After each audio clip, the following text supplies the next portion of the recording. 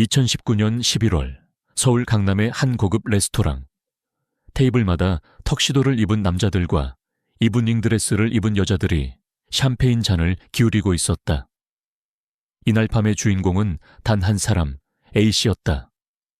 46살의 이 남자는 방금 전 한국아동복지재단에 10억 원을 기부했다. 무대 위에서 감사패를 받는 그의 눈갠 눈물이 맺혀 있었다. 저는 어릴 적 가난했습니다.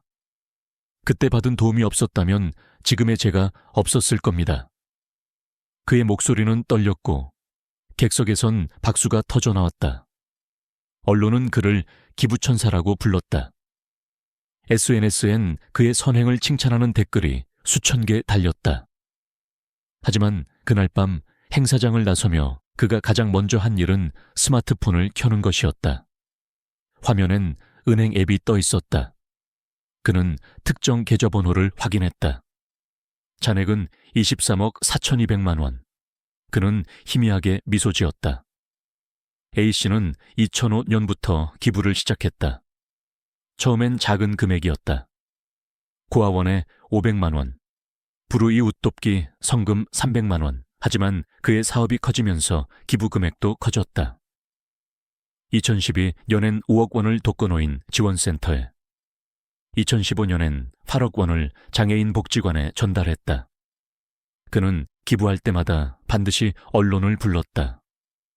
사진을 찍고 인터뷰를 하고 자신의 SNS에 올렸다. 나눔은 조용히 해야 한다고들 하지만 저는 다릅니다. 제 기부가 다른 분들에게 영감을 준다면 그것도 의미 있는 일 아닐까요? 그는 영웅이었다. 방송사에서 그를 출연시켰고 대학에서 강연 요청이 쏟아졌다. 그가 운영하는 IT 컨설팅 회사는 덩달아 유명해졌다.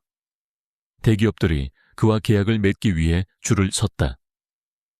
기부왕 A씨와 함께하는 기업이라는 타이틀은 그 자체로 브랜드 가치였다.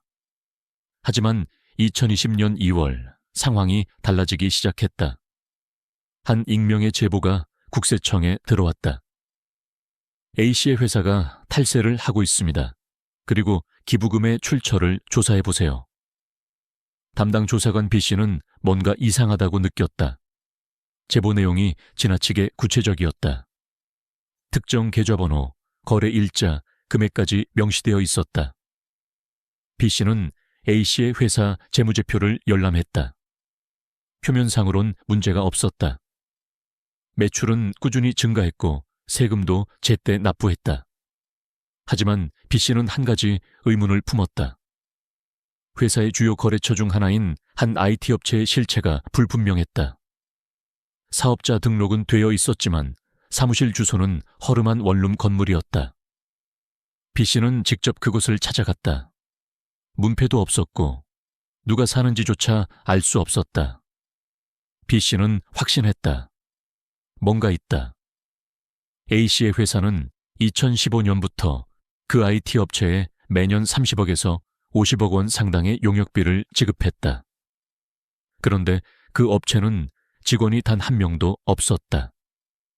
국세청이 계좌 추적을 시작하자 돈의 흐름이 드러났다. 그 업체로 들어간 돈은 며칠 내로 다시 여러 개의 계좌로 분산되었다. 그 계좌들 중 상당수는 A씨 본인, 그의 아내, 그의 남동생 명의였다. 즉, A씨는 자기 회사에서 가짜 용역비를 빼돌려 자신의 주머니로 넣고 있었던 것이다. 하지만 더 충격적인 건 그 다음이었다. 빼돌린 돈 중 일부는 다시 기부금으로 돌아왔다. A씨는 자신이 횡령한 돈으로 기부를 하고 그 기부금에 대한 세액공제를 받았다. 그리고 기부를 통해 얻은 명성으로 더 많은 계약을 따내고 다시 돈을 빼돌리는 구조를 반복했다. 2020년 7월 국세청은 A씨를 소환했다.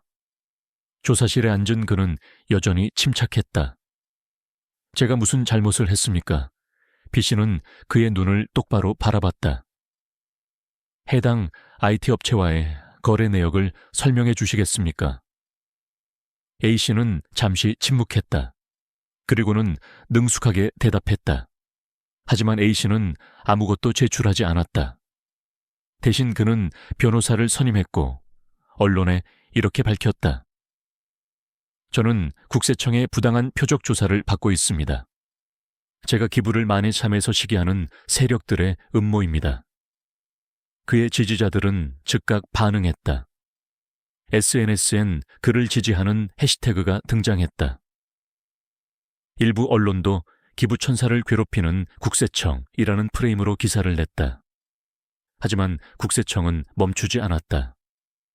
2021년 1월 검찰에 고발장이 접수되었다. 혐의는 사기, 횡령, 배임, 그리고 조세 포탈. 금액은 총 147억 원. 검찰은 A씨의 집과 회사를 압수수색했다. 그의 컴퓨터에서 결정적인 증거가 나왔다. 엑셀 파일 하나. 파일명은 계획이었다. 그 안엔 연도별로 얼마를 빼돌리고 얼마를 기부하고 얼마를 숨길지에 대한 상세한 계획이 적혀 있었다. 2015년부터 2019년까지 5년간의 치밀한 설계였다.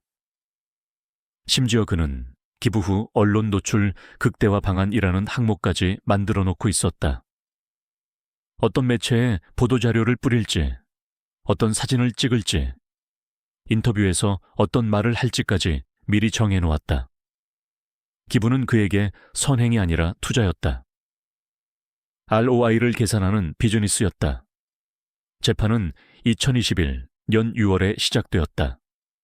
첫 공판에서 A씨는 혐의를 부인했다. 저는 기부를 진심으로 했습니다.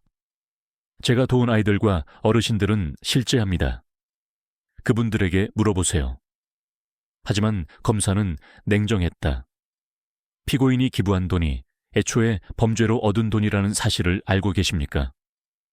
피고인은 회사 돈을 빼돌려서 자신의 명예를 샀습니다. 재판이 진행되면서 더 많은 사실이 밝혀졌다. A씨가 기부했다고 주장한 금액 중 일부는 실제로 전달되지 않았다. 그는 기부 약정서만 쓰고 언론에 발표한 뒤 실제로는 절반만 내거나 아예 내지 않은 경우도 있었다. 2022년 3월 1심 선고가 내려졌다. 징역 8년, 벌금 50억 원. 재판장은 판결문을 읽으며 이렇게 말했다. 피고인은 기부라는 고귀한 행위를 자신의 범죄를 은폐하는 수단으로 악용했습니다. 법정에서 A씨는 고개를 숙였다. 하지만 눈물은 흘리지 않았다. 방청석엔 그가 도왔다고 주장했던 고아원 아이들, 독거노인들, 장애인들의 보호자와 관계자들이 앉아 있었다. 그들은 복잡한 표정으로 그를 바라봤다. 도움을 받은 건 사실이었다. 하지만 그 도움이 범죄의 부산물이었다는 사실을 어떻게 받아들여야 할까? 항소심에서 A씨는 태도를 바꿨다. 저는 잘못했습니다. 욕심이 과했습니다. 하지만 제 기부가 누군가에게 도움이 된 건 사실입니다. 제발 한 번만 기회를 주십시오. 하지만 항소심 재판부는 오히려 형을 늘렸다. 징역 10년. 피고인은 1심 이후에도 반성하지 않고 SNS를 통해 여론을 호도하려는 시도를 계속했습니다. 이는 진정한 반성이 아닙니다. 2023년 11월 대법원은 상고를 기각했다. 형이 확정되었다. A씨는 교도소로 향했다.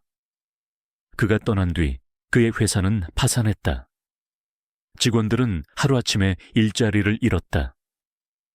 그가 대표로 있던 여러 단체와 재단에서도 그의 이름이 지워졌다. 한때 그의 이름이 새겨진 기념 동판들은 떼어내졌다. 하지만 가장 큰 피해는 다른 곳에 있었다.